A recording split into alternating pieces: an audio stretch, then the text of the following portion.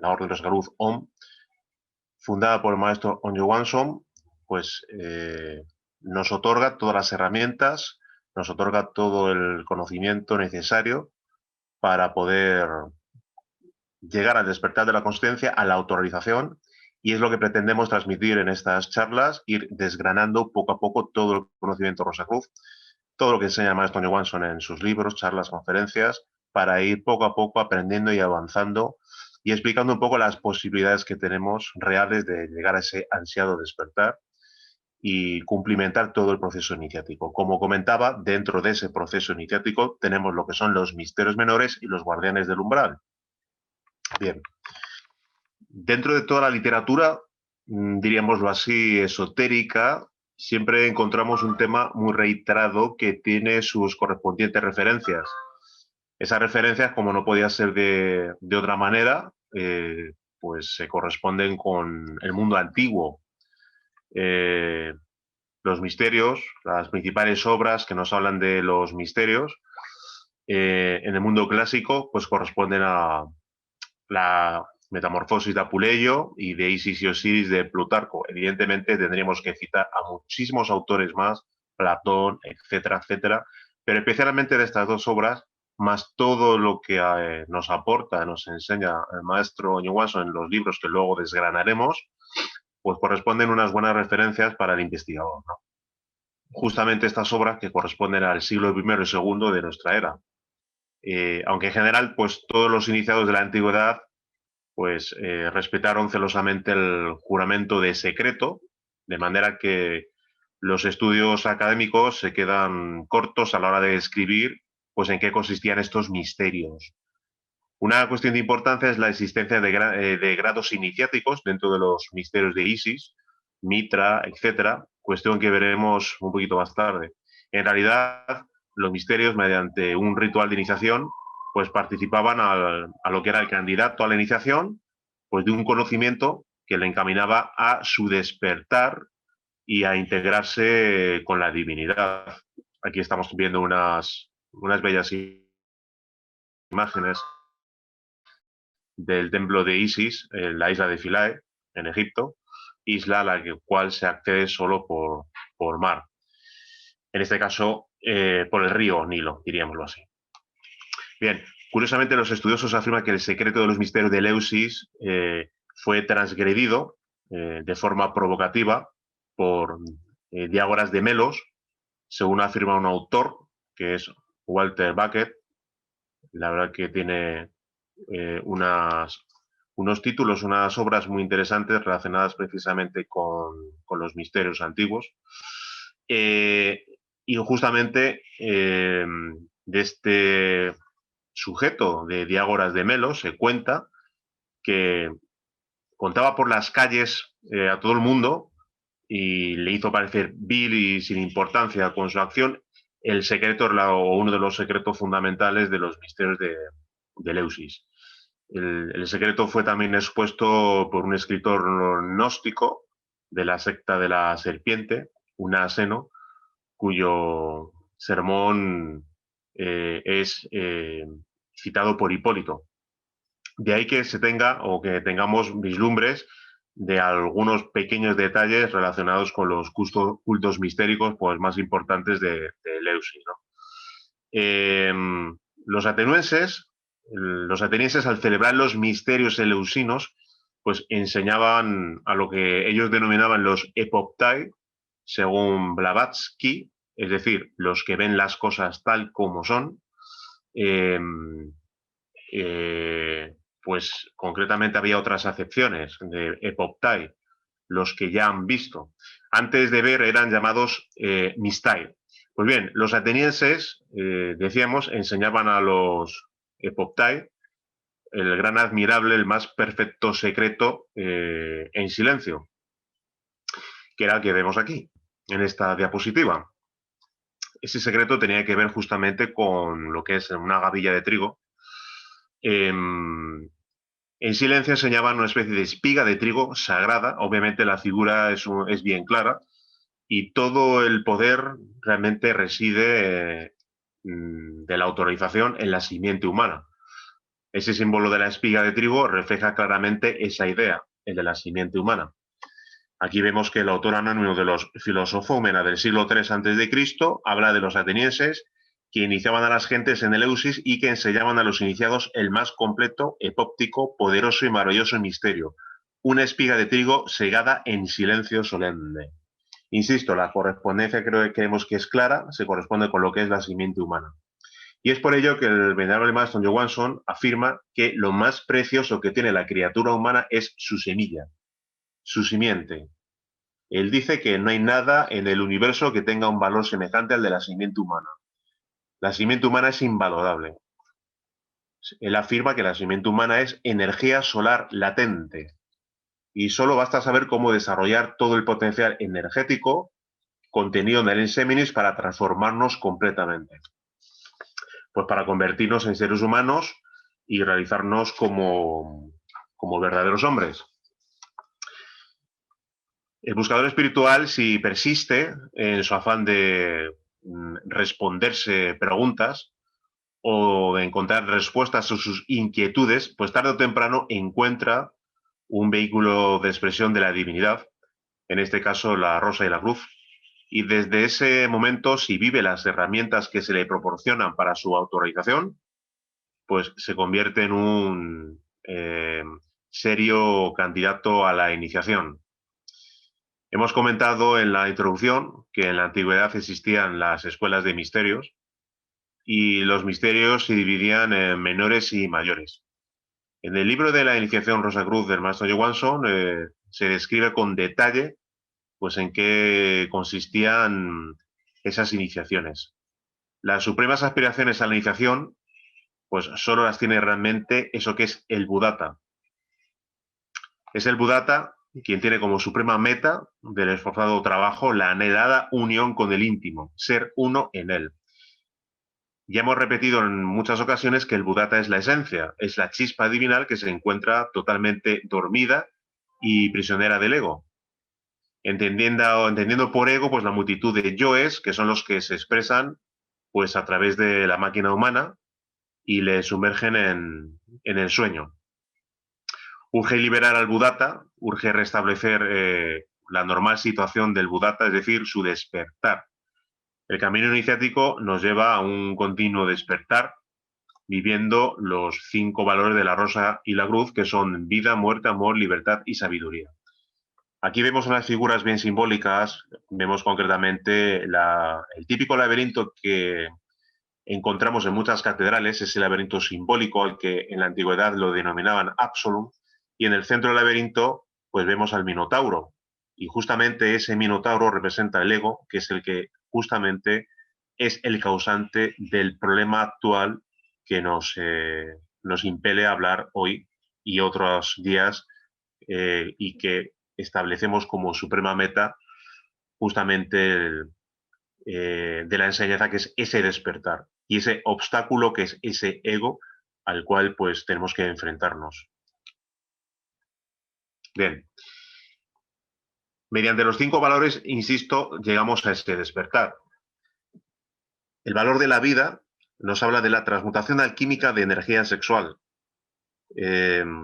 Justamente la base de toda vida es la energía, y la energía más preciosa, la más potente que tiene el ser humano, esa energía que puede llegar a hacer que podamos despertar y transformarnos, es justamente la energía sexual.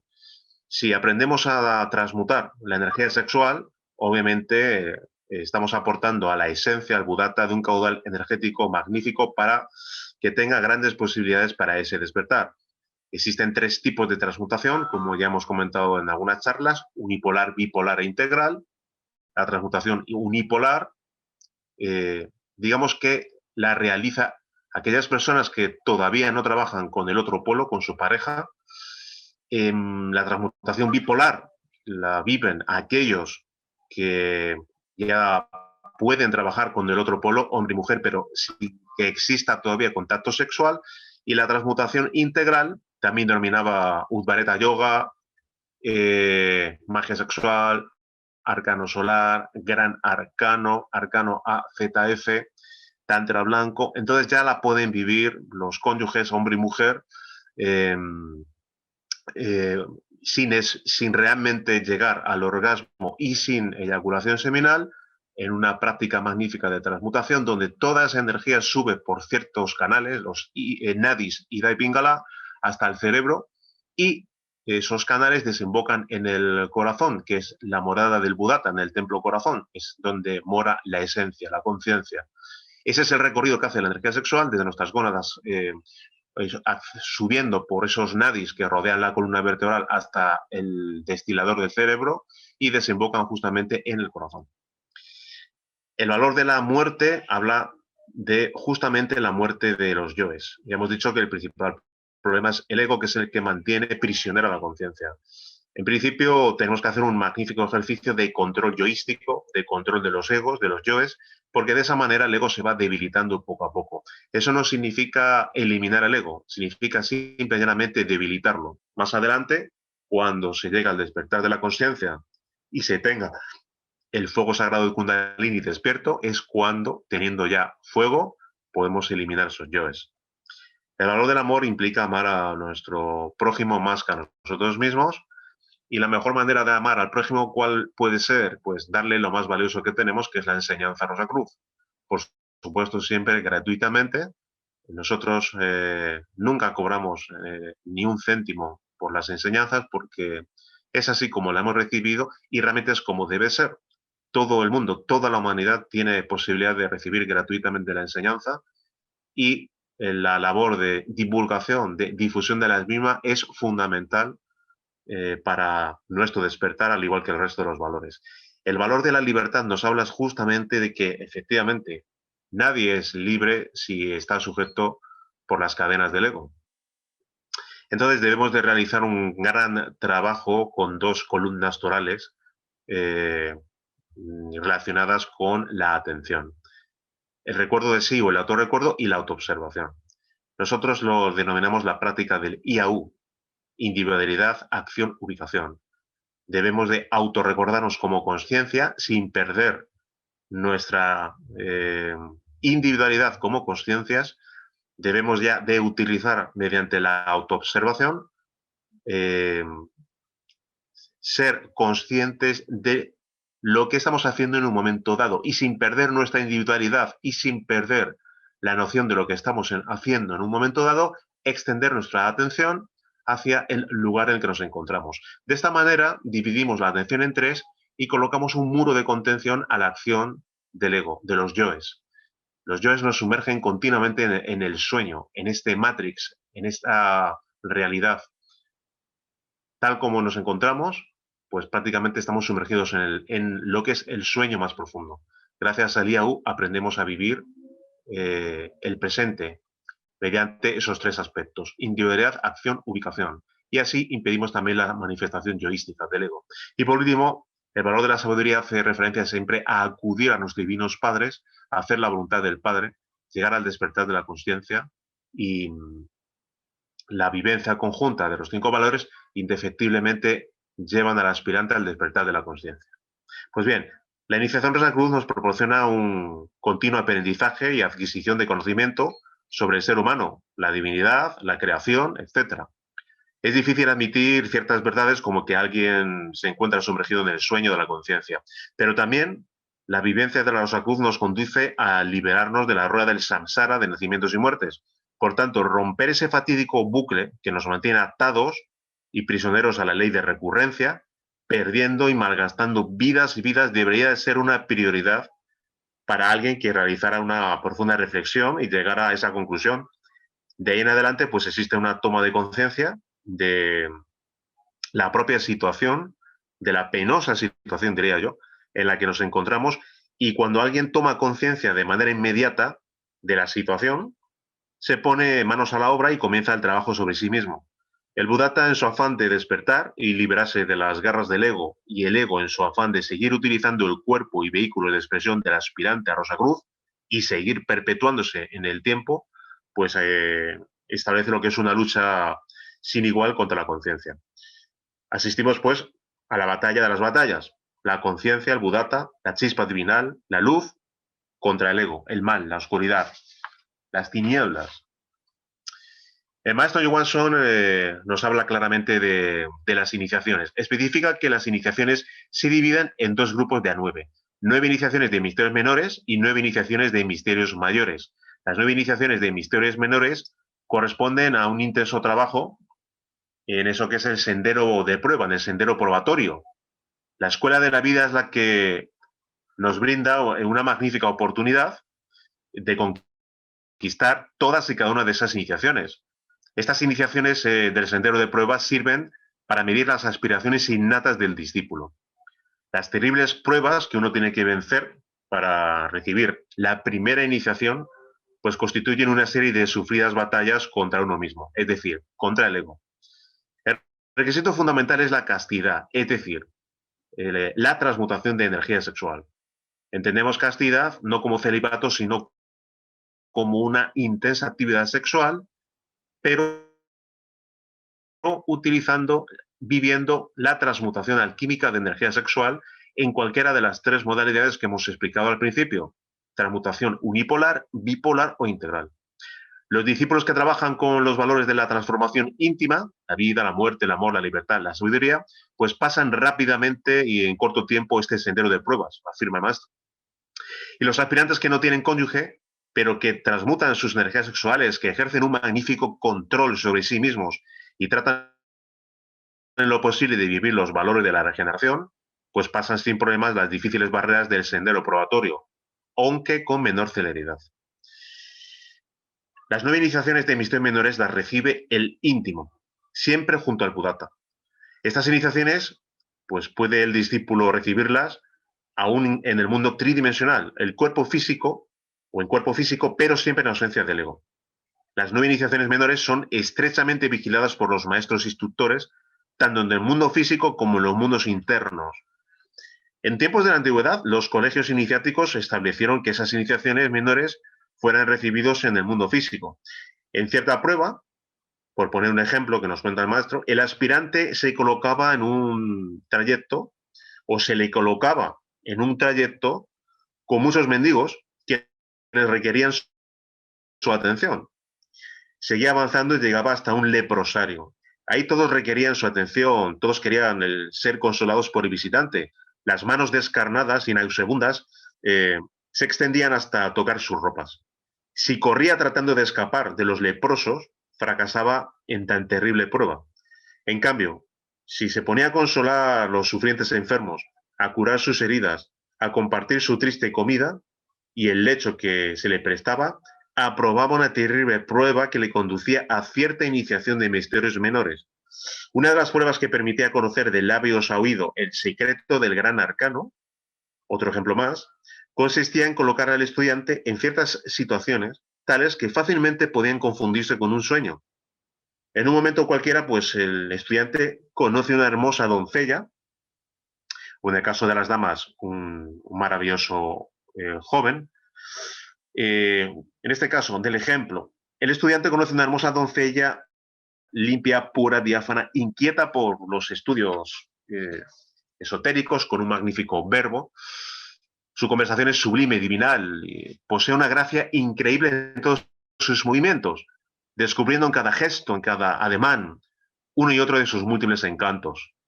El aspirante, de momento a momento, pues va sintiendo que la sangre alborota sus sentidos hasta que por fin la belleza tentadora de la maravillosa dama pide ser amada, bendecida por el aspirante a la iniciación. Si ante aquella sublime belleza cede el aspirante y se esclaviza los sentidos, lamentablemente pierde la magnífica oportunidad de lograr la última iniciación menor. Mas si tuviese el valor de rechazar la tentadora copa, se haría merecedor de recibir la 9ª iniciación de misterios menores y conocer de labios a oído el secreto indecible de la transmutación integral del gran arcano, del arcano solar. Hoy estas iniciaciones revisten pues las mismas características y se viven en la vida práctica, en la vida real.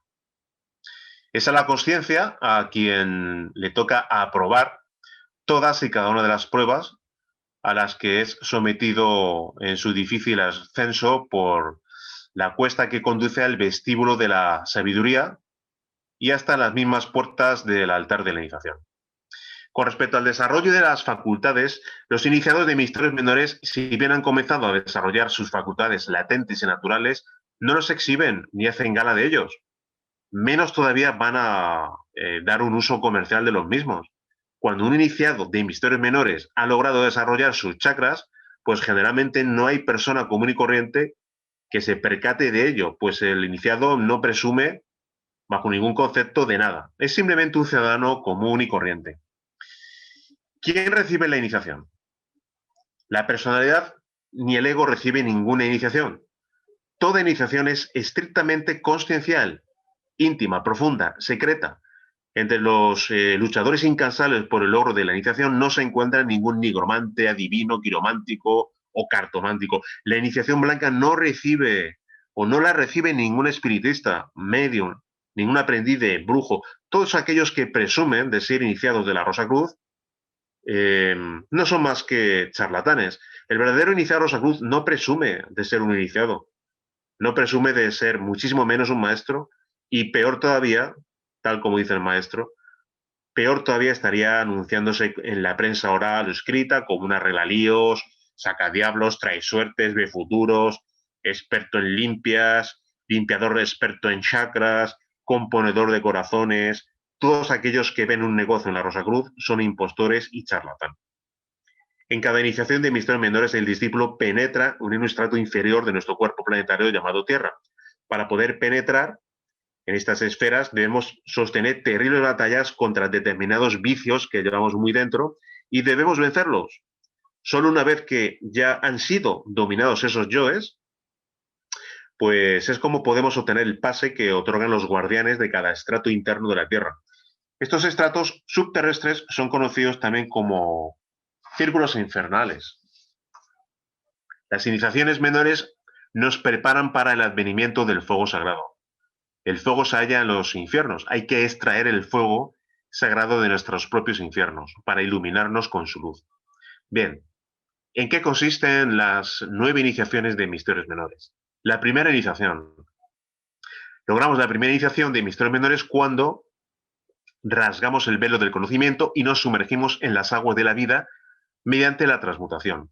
Quienes no transmutan sus energías sexuales no pueden pasar por las pruebas terribles de la primera esfera sublunar. Todos aquellos que no transmutan su simiente son esclavos de la esfera sublunar.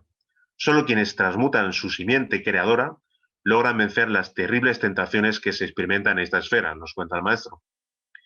Quienes transmutan su simiente reciben las aguas del bautismo y dejan de ser habitantes de esa región infernal. Cuando salimos de este estrato sublunar es cuando recibimos la primera iniciación de misterios menores.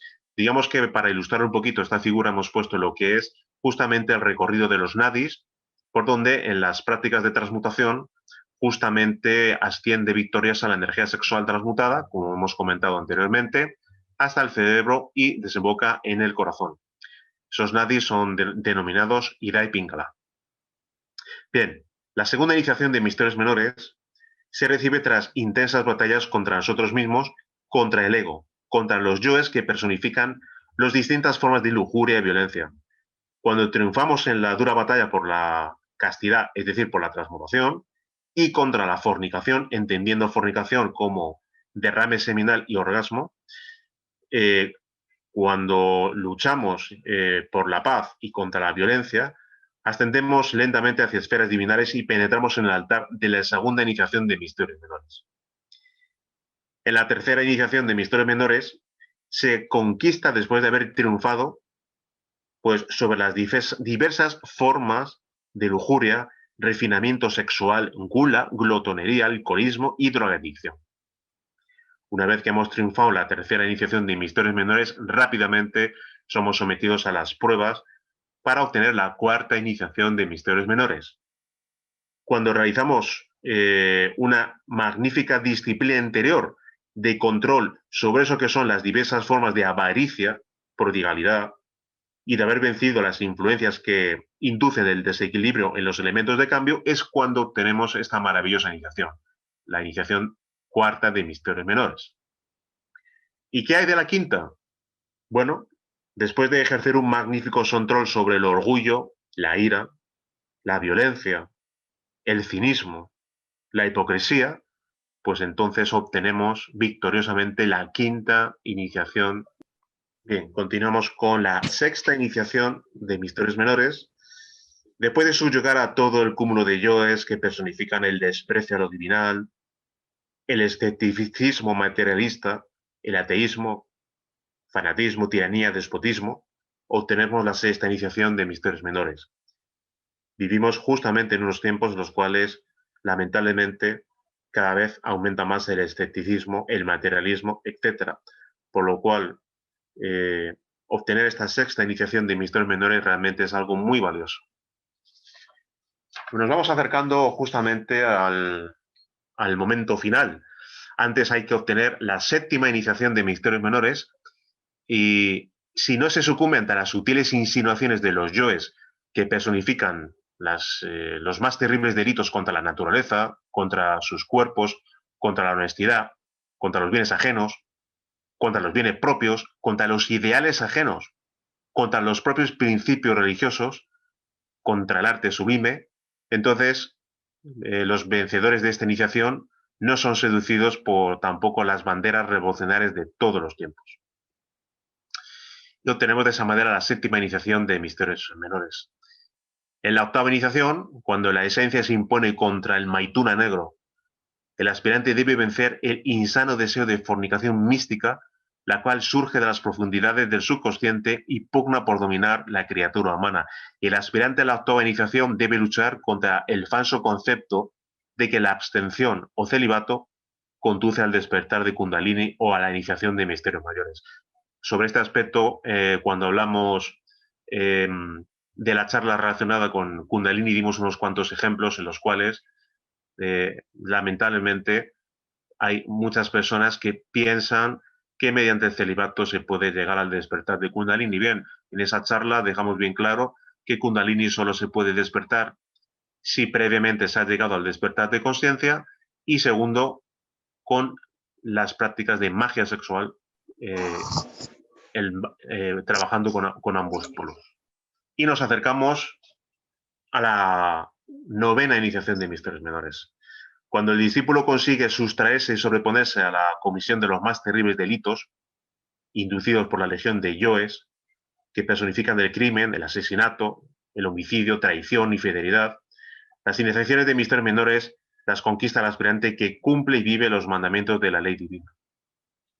Viviendo los 5 valores, el aspirante logra conquistar las 9 iniciaciones de misterios menores y logra el descenso completo a las esferas subterrestres o infernales y llega hasta la novena esfera, que es el centro mismo de nuestro planeta.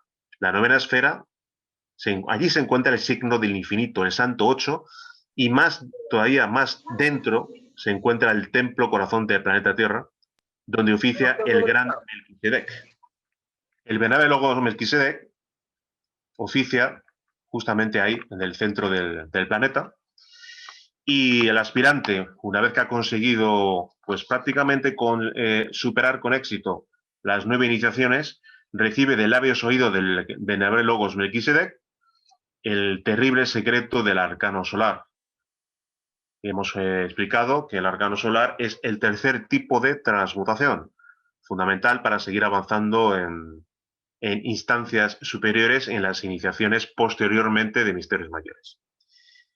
Bien, cuando alguien llega a la novena iniciación de misterios menores y la supera con éxito, obviamente alcanza el despertar de la consciencia, porque posteriormente vienen justamente con la consciencia despiertas cómo solo se pueden atravesar las pruebas relacionadas con los guardianes del umbral y la de los elementos. Sobre las pruebas de los elementos hablaremos en otra conferencia porque hay bastante material al respecto. Con respecto a los guardianes del umbral, diremos que la terrible personificación del ego, tal como dice el maestro, explica, se halla en eso que es, o que se llama en ocultismo, como guardián del umbral. Algunos autores en el pasado han apuntado a alguna cuestión al respecto, como Rudolf Steiner, muy interesante. El guardián del umbral o ego lo que quiere es satisfacerse plenamente con todos los vicios habidos y por haber. Esa es la razón por la que el animal racional pues, busca situaciones que le permiten estar en contacto con el vicio, los placeres mundanos, obviamente, la fornicación, los aplausos, las situaciones de mando, el poder, el respeto, la alabanza, el dinero, un clásico, por supuesto, las riquezas. Esto afirma el maestro Johansson. Y continúa diciendo que es el guardián del umbral quien esclaviza la conciencia, sumiéndola en la más horrenda pesadilla de degeneración, alcohol, prostitución, droga, delito, religión, fornicación, adulterio, incesto. En este punto, en este mundo tridimensional, quien realmente está despierto es el ego, el guardián del umbral. Y es él, es esta terrible larva, quien utiliza el cuerpo físico del animal racional para la satisfacción de sí mismo. Quienes son capaces de vencerse a sí mismos en este plano físico, en este cosmos tridimensional, quienes son capaces de rechazar la tentadora copa de la degeneración, de separar en sí mismos y de sí mismos todos aquellos elementos de vicio, de evitar la autocompasión, el miedo, la gula y todos los llamados pecados capitales, e incursionar en el sendero de la vida, la muerte, el amor, la libertad y la sabiduría, es porque han logrado vencer al guardián del umbral en el plano físico. Sin embargo, todavía queda mucha batalla. Cuando el aspirante ha vencido las pruebas elementales y a su propio guardián del umbral en el mundo físico, tiene entonces que pasar la terrible prueba del guardián del umbral en el cosmos astral. Cuando el aspirante se siente consciencialmente preparado, solicita ser sometido a esa terrible prueba que es voluntaria. En esta prueba del guardián del umbral en el cosmos astral, se la pasa con la conciencia despierta. La conciencia dormida no podría luchar contra su verdugo. La conciencia dormida es presa fácil del ego. Solo con la conciencia despierta es como y cuando el discípulo se enfrenta con el guardián del umbral. La fuerza de la conciencia y las fuerzas del ego se cruzan. Muchas veces, ¿cuántas veces el discípulo cae ante el empuje pues, de sus propias pasiones, de sus propios yoes, de su ego, del guardián del umbral? Y otras veces se yergue impetuoso, dispuesto a vencer al magnífico, a lo que es al monstruo de su creación, al guardián del umbral. Pues una vez vencido, la guerra continúa. El guardián del umbral siempre estará presente y presentando batalla, por lo que urge despertar. Si el discípulo sucumbe ante las arremetidas del guardián del umbral, pues cesa en su empeño de alcanzar la victoria, cae vencido a los pies de sí mismo, el guardián le somete o esclaviza de por vida y el aspirante a Rosa Cruz regresa al cuerpo físico agotado, vencido, decepcionado y resignado. La conciencia ha sido aprisionada de nuevo en los más oscuros trasfondos del subconsciente y no pasa mucho tiempo en que el candidato a la iniciación abandona el sendero argumentando pues una serie de pretextos pues que para él son cosas muy serias, graves, etcétera, etcétera, como siempre poniendo excusas. Bien, pero si consigue la victoria contra el guardián del umbral en el cosmos astral, todavía le queda mucho batallar. Tiene que luchar contra el guardián del cosmos mental. Vencido el guardián del umbral en el cosmos astral, debe el aspirante prepararse para la gran batalla contra el gran guardián del umbral. Esta batalla se la realiza en el cosmos mental. El intelecto y la razón son las mejores armas con las que cuenta el guardián del umbral. Las tenebrosas tempestades de los abismos mentales surgen como furia mental, huracanes intelectuales, tempestades racionales, rayos culturales, tormentos lógicos, acompañan a la tenebrosa aparición. Pero vencida la cultura libresca y toda la lógica intelectual, entonces cae derrotado el guardián del umbral del cosmos mental, y si el aspirante fracasa, pues cae esclavizado en las garras del gran guardián del umbral y regresa a la tercera dimensión totalmente esclavizado y derrotado. Si logra vencer al guardián del umbral, al gran guardián del umbral en el cosmos mental, entonces le queda concretamente un último guardián. Derrotado ese guardián del umbral en el cosmos mental, el aspirante a la iniciación debe enfrentarse en el cosmos causal con el más terrible de los guardianes, el gran guardián del umbral mundial. Dice el maestro Johansson que los anteriores guardianes del umbral eran niños ante la imponente figura del demonio de la mala voluntad. Este ha sido alimentado con nuestros caprichos, terquedades, voluntades durante vidas. Ha sido alimentado y nutrido poderosamente cuando hacíamos nuestra voluntad. Y ahí lo tenemos, un auténtico coloso de maldad, Solo haciendo la voluntad del Padre es como se puede vencer a este gran guardián del umbral mundial. El animal racional jamás hace la voluntad del Padre, solo busca hacer su propia voluntad, la voluntad de su propio ego. El animal racional el animal racional que desintegra en los abismos de la naturaleza o que se desintegra en los abismos de la naturaleza es por hacer su propia voluntad. Todos los magos negros que son habitantes del negro abismo, hicieron siempre su propia voluntad.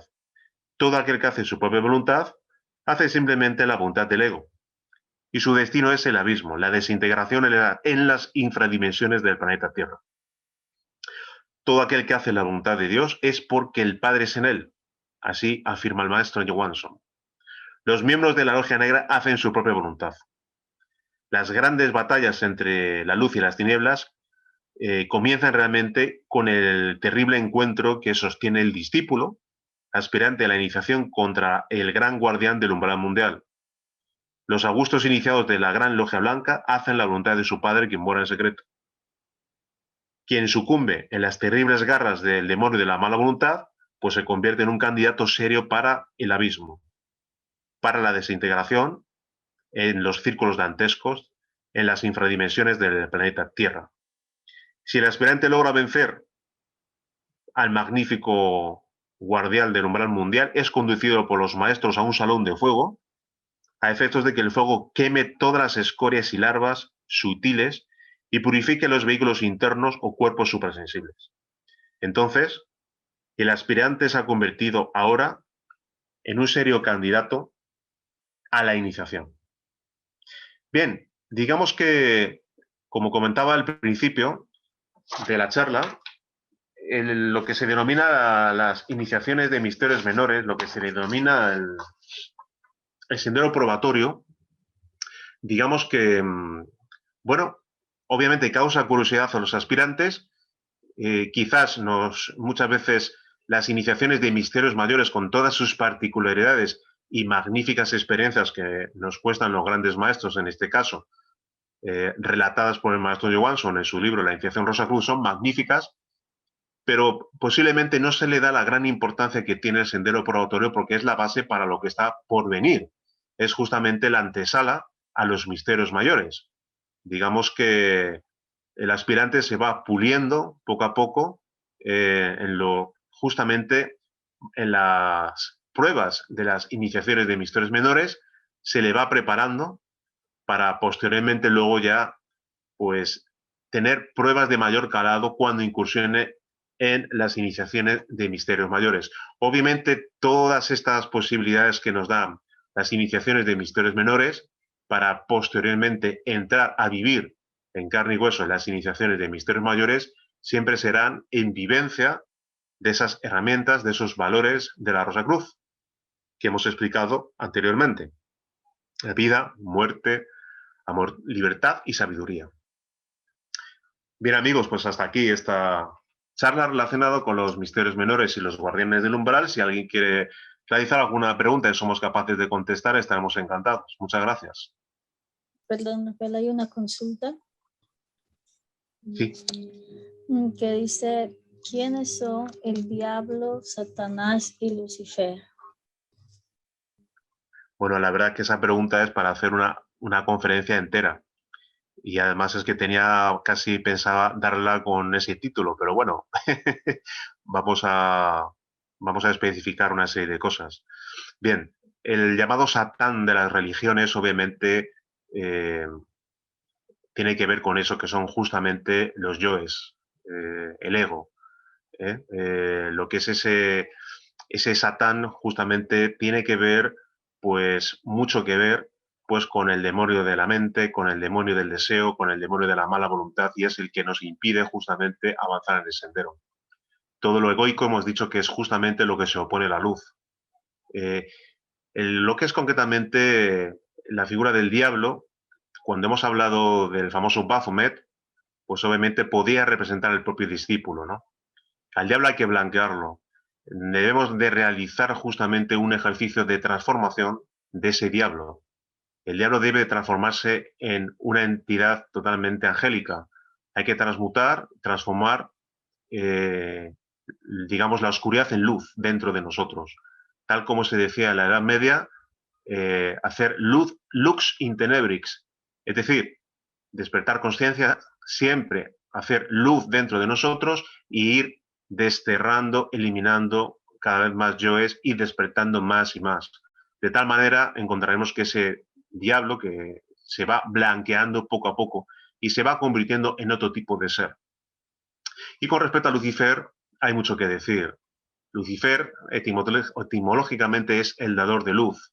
Dicen algunos maestros que, bueno, hablan concretamente de algunos seres, tales como Luzbel, que fue concretamente eh, eh, en el pasado, pues digamos que se rebeló, pero luego digamos que se encaminó al camino correcto.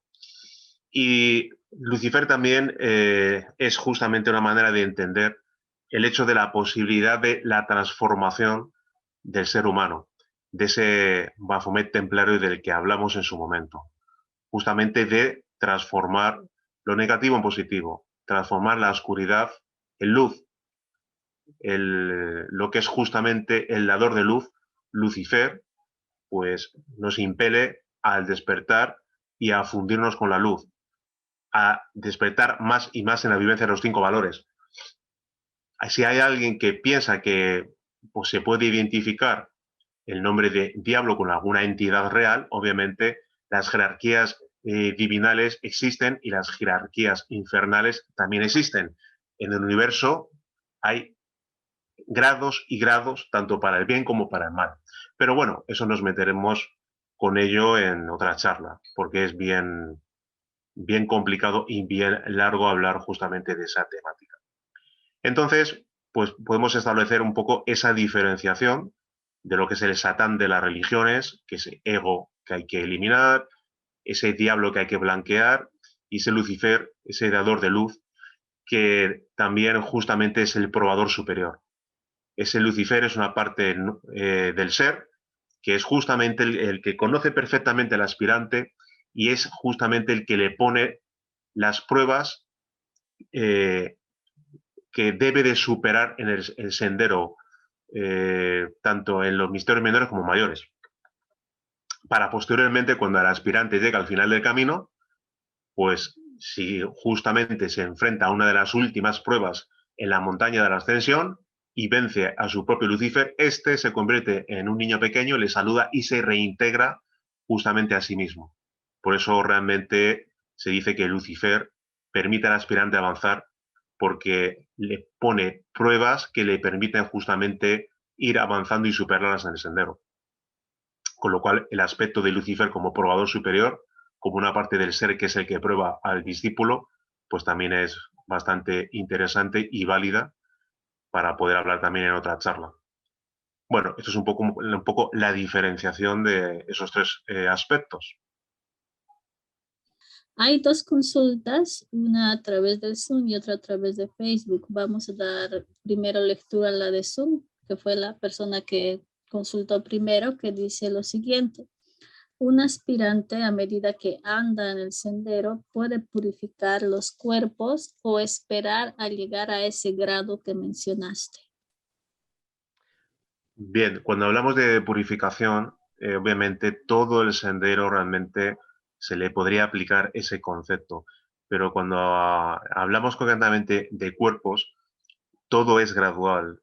Sabemos que los cuerpos hay que cristificarlos, hay que crear los cuerpos solares y eso obviamente se va creando justamente en el momento que alguien pues ya ha incursionado en los misterios mayores y trabaja con la conciencia despierta y trabaja con el fuego sagrado de Kundalini.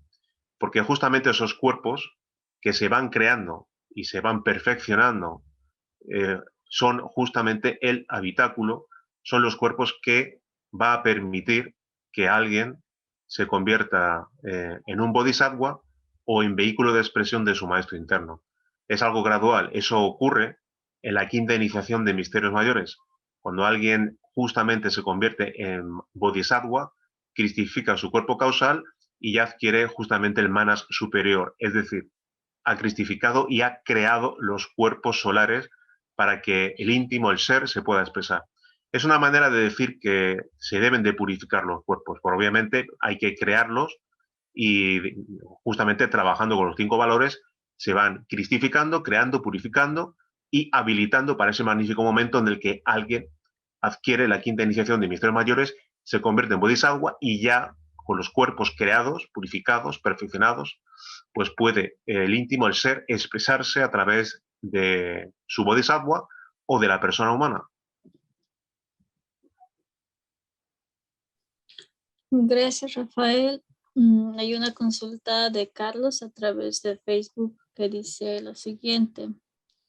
Buenas tardes. ¿En qué nivel se encuentra la prueba de atravesar el Baphomet? ¿En mayores o menores? Y después de estas pruebas, ¿qué siguen? Gracias. Bueno, vamos a hacer un ejercicio de asimilar la pregunta a un poco lo que he explicado.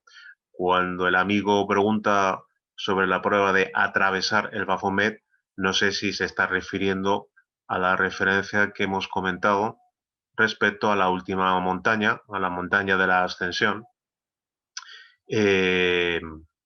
Entendemos que sí, no sé cómo realmente interpretar cuando él se refiere a atravesar el Baphomet.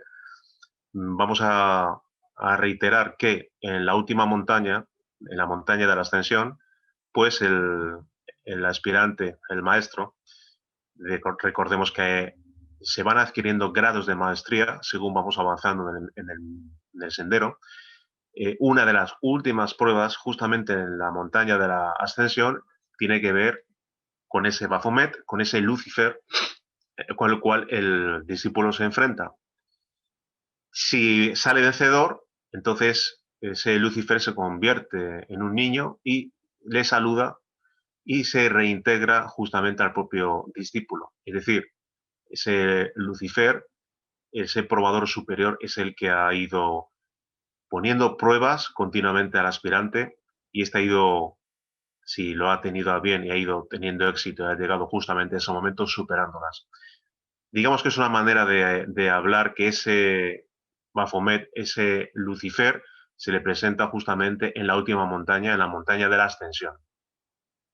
Previamente ha tenido que atravesar la montaña de la iniciación, con las iniciaciones de fuego, las iniciaciones de luz, ha tenido que atravesar y superar la montaña de la resurrección con sus 12 trabajos de Hércules, etc. Y ha tenido que ir superando alguna prueba en eso que es la montaña de la ascensión hasta que justamente en esa misma montaña se llega a enfrentar con Lucifer o ese Baphomet, si es así a lo que se refería el amigo. Oh, sí, dice que sí. Perfecto. Hola, buenas tardes. Hola, quiero preguntar acerca de cuando uno hace alguna iniciación, ¿cómo constar o certificarse hacia uno mismo? O cómo darse cuenta si está bien hecho? O, ¿sí me entiendes? ¿Como quién te dirigiría? Sí, entiendo la pregunta. Pues digamos que vamos a circunscribirnos en dos ámbitos. El primer ámbito sería en los misterios menores. Obviamente, como hemos comentado, cuando se despierta conciencia es justamente en la novena iniciación de misterios menores. Obviamente, mientras tanto, el aspirante lo que hace es estar dormido. Sin embargo, con lo que es la vivencia de los 5 valores, obviamente se va acercando a ese despertar. Es como una gestación de un niño en el vientre materno. ¿Cómo constatar que alguien es un iniciado de misterios menores en segunda, tercera, cuarta iniciación? Realmente no lo sabe, pero lo que sí sabe o debe de ir puliéndose es justamente a la hora de trabajar con la atención y poniendo atención en todo lo que va acaeciendo. Obviamente hay cuestiones muy obvias en las cuales todos cometemos errores en todos los ámbitos, con todos los egos, con todos los yoes, todos cometemos errores y hay cuestiones que son muy evidentes y hay otras que a lo mejor son muy sutiles, pero hasta de las sutiles, poco a poco, el aspirante se va dando cuenta y obviamente pues va atravesando esas circunstancias. Justamente cuando despierta conciencia es cuando realmente ya se encuentra quizás en otro nivel. Y cuando va desarrollando esa conciencia, porque ya, pues, digamos que con la conciencia despierta y con el fuego sagrado de Kundalini está trabajando intensamente con los 5 valores y ha incursionado en los misterios mayores, entonces, obviamente, ya va certificando, obviamente, esas iniciaciones de misterios mayores de las cuales hablaremos en otra ocasión, pues detallando más aspectos que quizás no hemos detallado en otras charlas. Resumiendo, en los misterios menores lo que tiene que emplear alguien es justamente la atención para ir puliéndose e ir identificando las circunstancias y las situaciones por las que uno va viviendo o le hacen vivir por parte de los maestros que les ponen justamente esas pequeñas circunstancias. Y ya es justamente cuando se despierta conciencia, cuando ya estamos hablando de otro aspecto en el cual tener la conciencia despierta significa ya darse cuenta de muchísimas más cosas que pueden implicar pues saber en qué grado se encuentra una u otra persona. Entonces, no se puede saber cuando alguien está en los misterios menores si está en la tercera, en la segunda o en la quinta iniciación. Pero lo que sí se puede saber y se va poco a poco, una vez que alguien se va puliendo, es lo que se le va presentando delante y saber que obviamente hay ciertas cuestiones que no se pueden transgredir, porque si se transgreden, obviamente, pues es justamente una victoria para los yoes, para el ego. En el momento que nosotros vencemos siempre a los yoes en todos los aspectos y en todas las situaciones, pues incluso hasta las más sutiles, nos damos cuenta realmente de la situación en la que estamos y la vencemos, justamente seguimos avanzando hasta que despertamos conciencia en la última iniciación de misterios menores, que es la novena. Lo que hace falta más que nada es no pensar si estamos en la primera, la tercera, en la cuarta, sino simple y llanamente hacer como hace un trabajador en la mina. El trabajador baja a la mina, sabe que va a encontrar el mineral y lo que hace es picar y picar y picar. Y llega un momento en que al final no sabe o no tiene muy claro si está en el segundo estrato, en el tercer estrato, en el cuarto, pero consigue llegar hasta lo que es el maravilloso mineral y consigue el éxito. Pues de la misma manera el aspirante debe de picar y picar y continuar sin desmayo hasta el despertar de la conciencia. Muy bien. Otra pregunta, que va también hacia lo que es la transmutación sexual bipolar. También tiene el tantra blanco, va a la mano con ello también. Digamos que tal como hemos comentado, el tantra blanco sería la fase posterior. La preparación de la pareja viene siempre con la práctica de transmutación bipolar. En la transmutación bipolar se establece un contacto, un circuito bioelectromagnético entre el hombre y la mujer. Entonces, digamos que es una preparación de limpieza, es una preparación de acondicionamiento energético de la pareja, y digamos es una preparación consciencial para lo que va a venir después. Y lo que va a venir después es justamente el Udvareta Yoga, que es el Tantra blanco. No podríamos decir que de la noche a la mañana alguien pudiera ponerse a practicar Tantra blanco, porque primero los canales deben de estar limpios. Los canales Ida y Pingala deben de estar limpios. Y la pareja debe de tener justamente ese acondicionamiento energético para poder luego unirse en lo que es la práctica del arcano solar. Entonces es la segunda fase. La primera es la transmutación unipolar y la tercera ya es el tantra blanco, el arcano solar, el arcano AZF, en las distintas denominaciones que hemos dado. Ok, entiendo. Y aquí en donde yo trabajo hacemos cada año, bueno, antes de la pandemia, hacíamos cada año una práctica de yoga tantra blanco, pero no nos decía nada de los misterios. Entonces, nada más, sí trabajábamos, como dice usted, los Nadi, Siddha y Pingala en nuestras prácticas de pranayamas y eso, desbloqueábamos todas esas partes previo, antes de ir al tantra. Pero aquí estoy viendo todavía más profundo porque lo de los, ¿cómo dijo estos? Arcanos solares, eso tampoco no tenía entendido, pero yo le voy entendiendo todavía más. O sea, ahorita estoy todavía asimilando más ahorita con Rosa Cruz. Yo trabajé el tantra blanco, pero no sabía que tenía que llegarme hacia los arcanos solares, que ni siquiera tenía idea. Pero pues sí Claro, estoy viendo mejor. claro, el arcano solar realmente es la misma práctica de tantra blanco. Es decir, hay unos términos que son sinónimos, que son equivalentes. El Tantra blanco es lo mismo que el arcano solar. El gran secreto que siempre ha existido en el esoterismo, en el ocultismo, es el arcano solar o el Tantra blanco. El arcano solar o el Tantra blanco también se le denomina Udvareta Yoga, arcano AZF, magia sexual, etcétera. Son términos equivalentes. Lo que tratamos de establecer es unas pautas, que son unas fases donde se nos va a llevar a un acondicionamiento de nuestro propio cuerpo y fundamentalmente de los canales. Es decir, si nosotros compramos una bombilla de 100 vatios y a esa bombilla le conectamos un circuito en el cual pues lo que es el voltaje es superior, pues posiblemente la bombilla se funda.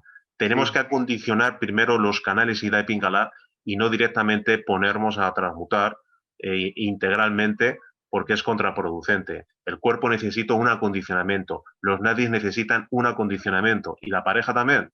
Entonces, por eso se establece, o está establecido el maestro Johansson en los libros, las pautas concretas justamente para llegar a la última fase de que es lo que es justamente la unión sexual entre hombre y mujer.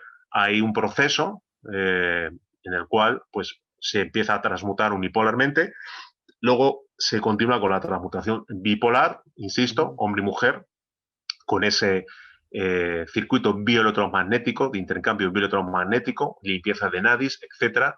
Y luego ya, cuando ha existido esa preparación, ese acondicionamiento, obviamente, pues entonces ya accedemos a la práctica del arcano solar. Pues hay seguramente en muchos lugares los cuales directamente, bueno, acometen la práctica. Bueno, ellos son responsables de lo que hagan.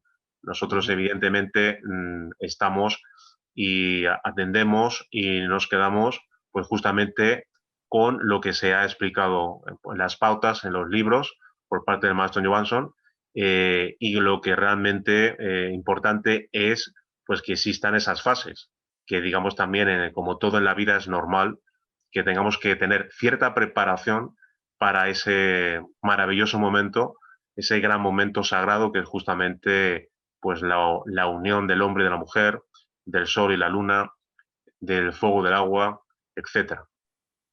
En esa unión de cuando está hombre y mujer, solo se transmite por Ida y Pingala, pero no tiene que ver eliminación de la seminal, solo es manejar la energía como cuando se transmuta, pero ahí no debe de haber desperdicio de líquido seminal, ¿verdad? Solo es energético. Así es. Se produce una adecuada transmutación, no hay ningún tipo de eyaculación, la energía sube victoriosa por los nadis, se visualiza como el fuego sube por los nadis hasta el cerebro y luego hasta el corazón. Obviamente no hay ni orgasmo y mucho menos eyaculación seminal de ningún tipo. Entonces ahí lo que se trabaja justamente es con lo que es la visualización, cómo sube el fuego Okay. por los nadis hasta el cerebro y hasta el corazón, sin ningún tipo de derrame seminal, por supuesto. Muy bien, muchas gracias.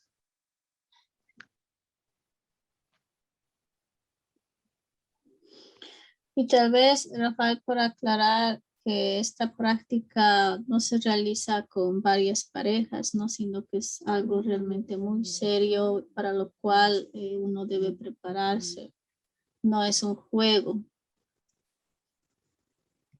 Efectivamente, tal como decían, muy acertado lo que has dicho, Laura, tal como decían los antiguos alquimistas, porque siempre reiteramos lo mismo, ¿no?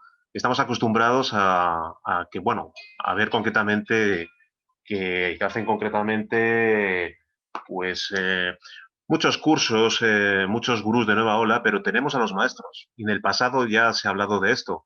Y los antiguos alquimistas decían, un único fuego, un único atanor, una única vasija, o dicho de otra manera, una única pareja. Y justamente es como se debe de trabajar. Algunos, de alguna manera, pues son atraídos por esos estudios simple y llanamente para andar, pues, como picaflores, ¿no? No se puede realizar eso. Insisto, es una única pareja y hay una consagración entre uno y otro que les impele a ser copartícipes de una gran obra, de esa gran obra alquímica que nos lleva a la autorización del ser, a la unión con eso que es Dios y a fundirnos en la increada luz de lo absoluto. Bueno, amigos, Laura, como siempre, muchas gracias. Amigos, muchísimas gracias a todos. Y bueno, nos vemos otro sábado más. Un abrazo a todos y gracias por su asistencia. Hasta pronto.